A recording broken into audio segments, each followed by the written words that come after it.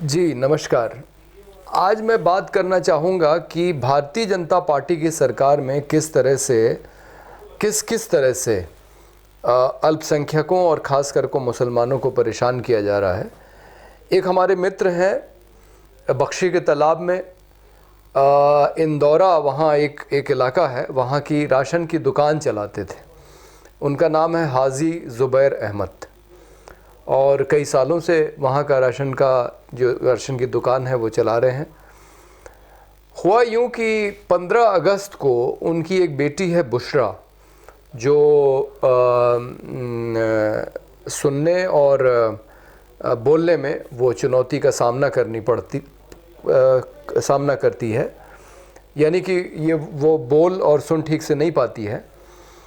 तो उसने अपने 17 साल की लड़की है, उसने अपने व्हाट्सएप पे अब भाई पाकिस्तान का स्वतंत्रता दिवस 14 अगस्त को होता है, भारत का 15 अगस्त को होता है।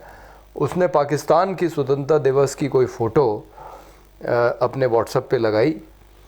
तो इसको लेके वहाँ जो हिंदुत्ववादी कार्यकर्ता थे उन्होंने वहाँ एक पूरी साजिश रची और थाने पे जाके शिकायत कर दी कि हाजी ज़ुबैर अहमद के घर के फ़ोन पे एक ये पाकिस्तान के स्वतंत्रता दिवस का फ़ोटो लगा है।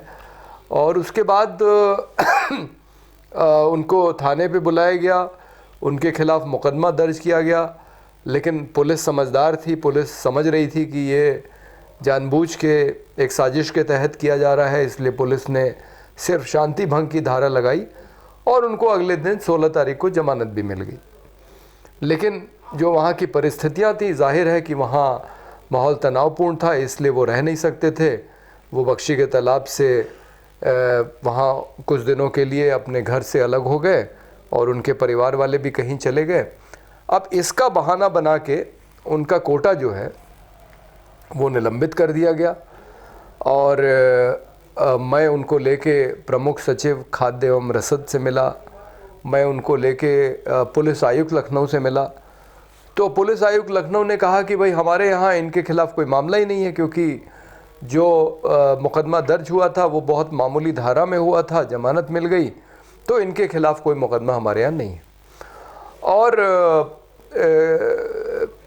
जो मैंने दूसरे अधिकारियों से बात की, सबको ये बात बताई गई और कहीं ये बात छिपाई नहीं गई कि किस वजह से इनके खिलाफ़ कार्रवाई हो रही है।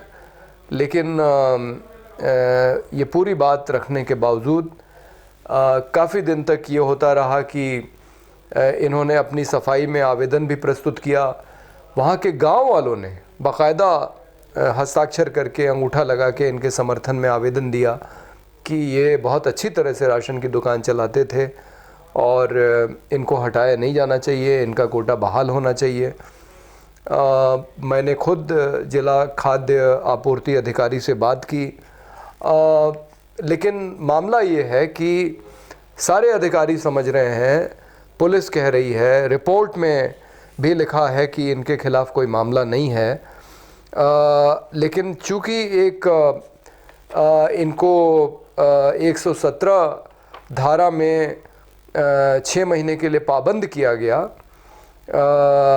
जो कि कोई बहुत बड़ी बात नहीं है, ये बहुत मामूली सी धारा है। तो ऐसा बताया जा रहा है कि इनका कोटा बहाल नहीं होना चाहिए। अब ये ऐसा क्यों हो रहा है? अधिकारी समझ रहे हैं कि राशन की दुकान बहुत अच्छी तरह चलाते थे क्योंकि लोगों ने उनके समर्थन में लिख के दिया है। लेकिन अब जो हिंदुत्ववादी कार्यकर्ता हैं उनका दबाव है ऐसा प्रशासन के ऊपर, यह प्रशासन दबाव ले रहा है, हो सकता है कि दबाव ना भी हो। उनको सिर्फ ये लग रहा है कि इनका कोटा बहाल किया जाएगा तो वो फिर हल्ला गुल्ला मचाएंगे, प्रदर्शन करेंगे। लेकिन प्रदर्शन तो भाई इनकी तरफ से भी हो चुका है, इनके लोग भी तहसील पे जाके प्रदर्शन कर चुके हैं इनके समर्थन में। तो दुर्भाग्य ये है कि मामले के गुण और दोष को देखने के बजाय सिर्फ एक जो माहौल बना दिया गया है जिसमें कि अब आप वैसे सोच के देखें तो पाकिस्तान की स्वतंत्रता भारत की स्वतंत्रता के साथ जुड़ी हुई है। भाई दोनों देश एक साथ आज़ाद हुए और पाकिस्तान की स्वतंत्रता दिवस का किसी ने फ़ोटो लगा भी दिया तो वो भारत के कैसे खिलाफ़ हो गया? इनका बेटा एनसीसी में है, वो बाकायदा उस दिन स्वतंत्रता दिवस के कार्यक्रम में शामिल हुआ। इनकी अपनी फ़ोटो है झंडा फहराने के साथ, ये खड़े हुए हैं। तो आप सिर्फ एक घटना को लेके जो किसी बच्चे ने की इनके परिवार में, इनके खिलाफ पूरी कार्रवाई कर दी गई, इनका कोटा निलंबित कर दिया गया और अब एक आदेश भी आ गया है जिसमें कि कोटा इनसे अब ले लिया गया, यानी बहाल न करने का निर्णय लिया गया है। तो हमने तमाम तरीके से देश में मुसलमानों को जिस तरह से परेशान किया जा रहा है वो सुना है कि कोई गाय लेके कहीं जा रहा है तो इस शक के आधार पे कि वो गाय बेचने के लिए जा रहा है। किसी के फ्रिज में कुछ मीट मिला तो बता दिया गया कि गाय का मीट है, उसको पीट पीट के मार डाला गया।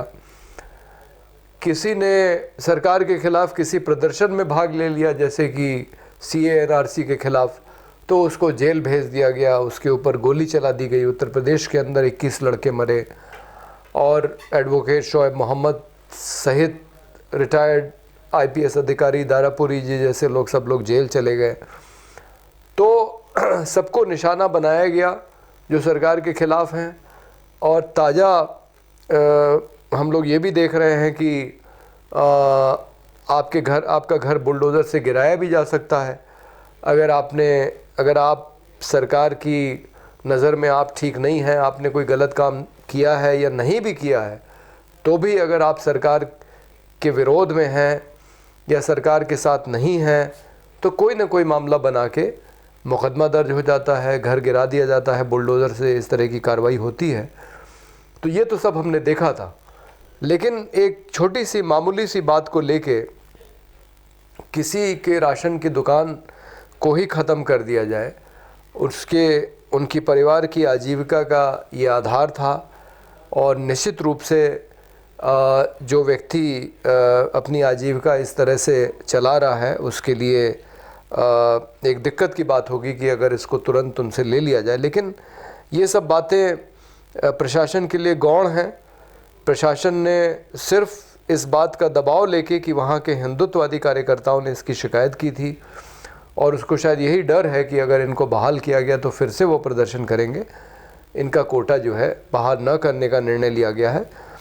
लेकिन अगर इसी तरह से हिंदुस्तान में होता रहेगा तो फिर जो कानून का राज है उसका क्या मतलब रह जाएगा। अगर हम सिर्फ हमारे दिमाग में कुछ चीज़ें बैठी हुई हैं, हम उसके आधार पे चीज़ों को तय करने लगेंगे, लोगों की क्या भावना है हम उसके आधार पे चीज़ों को तय करने लगेंगे, हम ये नहीं देखेंगे कि क्या सही है क्या गलत है, क्या जो आरोप लगाया गया है उसमें कितना दम है या वो कितना गंभीर है, ये बातें देखे बिना हम सिर्फ जो एक राजनीतिक कुछ लोग हैं जो अपना एक दबाव बनाते हैं, एक माहौल बनाते हैं और बिना गुण और दोष के आधार पे वो अपने विरोधियों के ख़िलाफ़ कार्रवाई करते हैं। और यहाँ कहीं ना कहीं ये भी है जो बात राष्ट्रीय स्वयंसेवक संघ और जो हिंदुत्ववादी संगठन बहुत दिनों से प्रयास कर रहे हैं कि मुसलमानों को इस देश में दोयम दर्जे का नागरिक बनाने के लिए उनके जितने भी उनके पास जो भी किस्म की सहूलियतें हैं, वो किसी पद पे हैं, वो निर्वाचित जनप्रतिनिधि हैं, वो उनका जो रोज़गार है, इन चीज़ों को उनसे छीन के उनको ख़त्म करके उनको आर्थिक, सामाजिक, राजनीतिक रूप से उनको कमज़ोर किया जाए। ये जो पूरी एक साजिश चल रही है हिंदुत्ववादी संगठनों की, इसी का शिकार हुए हैं हाजी ज़ुबैर अहमद। और ये सिर्फ एक आदमी की बात नहीं है, क्योंकि इस तरह की घटनाएं पूरे देश के अंदर हो रही हैं। अभी एक अमेरिका के संगठन की रिपोर्ट आई है जिसमें ये बताया गया है कि सन 2023 में 688 मामले ऐसे हैं जिसमें भारत में रहने वाले अल्पसंख्यक, जिसमें ज़्यादातर मामले तो मुसलमानों से संबंधित ही हैं, कुछ ईसाइयों से भी संबंधित हैं, जिनके खिलाफ़ नफ़रत की भाषा बोली गई। जैसे कि संसद में भारतीय जनता पार्टी के सांसद रमेश बिधूरी ने बहुजन समाज पार्टी के उस समय के सांसद दानिश अली के ख़िलाफ़ संसद के अंदर उनको गालियाँ दी। जैसा कि यतीनन ने हरिद्वार में एक धार्मिक आयोजन में मुसलमानों के खिलाफ हिंसा का आह्वान किया, छत्तीसगढ़ में इसी तरह की एक घटना हुई। तो इस तरह की कुल 688 घटनाएं पूरे देश में हुई हैं और ताजुब की बात यह है कि 75% घटनाएं उन राज्यों में हुई हैं जहां भारतीय जनता पार्टी का शासन है, क्योंकि वहां पे जो नफ़रत की भाषा बोलने वाले लोग हैं उनको मालूम है कि उनके खिलाफ कोई कार्रवाई नहीं होगी। अब अगर हाजी ज़ुबैर अहमद शायद उत्तर प्रदेश में नहीं रह रहे होते, किसी ऐसे राज्य में रह रहे होते जहां भारतीय जनता पार्टी की सरकार नहीं होती, तो शायद इनकी जो दुकान है वो नहीं जाती। लेकिन दुर्भाग्य से ये उत्तर प्रदेश में रह रहे हैं, वो भी राज्य की राजधानी में रह रहे हैं जहां भारतीय जनता पार्टी का दबदबा है। शहरों में वैसे भी भारतीय जनता पार्टी के लोगों का दबदबा रहता है और सिर्फ इसका खामियाजा इनको भुगतना पड़ रहा है।